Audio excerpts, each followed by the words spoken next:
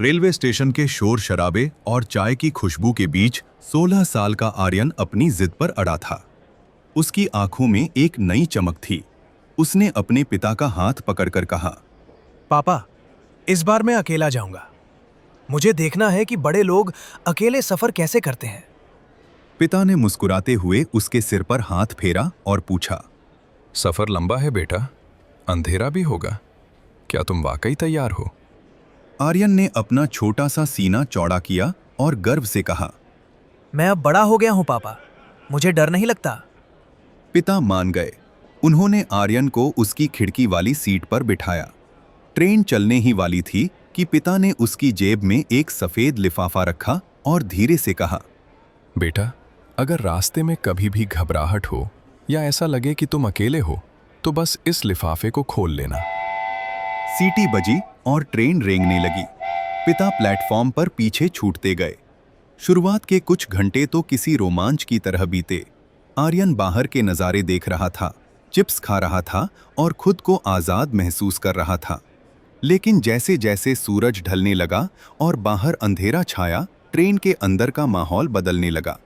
तभी अगले स्टेशन पर एक भारी भरकम अजनबी आदमी आकर आर्यन के ठीक सामने वाली सीट पर बैठ गया।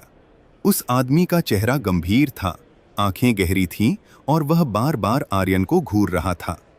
आर्यन को अचानक अपनी सीट बहुत छोटी और वह डिब्बा बहुत डरावना लगने लगा। उसकी धड़कनें तेज हो गईं।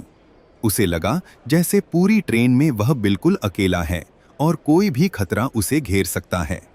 डर उसके माथे पर पसीने की बूंदें बनकर उभर आया।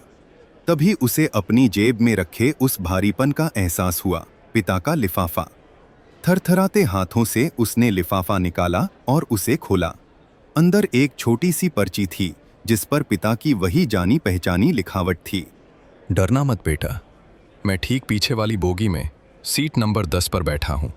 यह पढ़ते ही जैसे जादू हो गया।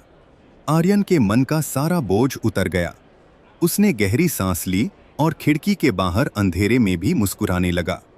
उसे अब उस अजनबी से डर नहीं लग रहा था, क्योंकि उसे पता था कि भले ही वह उसे देख न पा रहा हो, लेकिन उसके पिता का साया उसके बिल्कुल करीब है।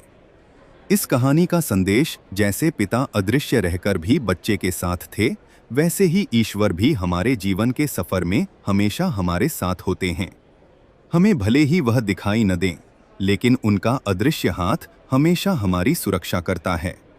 जीवन की मुश्किलों में घबराने के बजाय उस परम पिता पर विश्वास रखें। यह कहानी हमें सिखाती है कि हम जीवन के सफर में चाहे कितने भी बड़े क्यों न हो जाएं, ईश्वर हमेशा हमारे साथ होते हैं। वे शायद हमें सामने न दिखें, लेकिन उनकी मौजूदगी हमें हर मुश्किल से लड़ने का साहस देती है।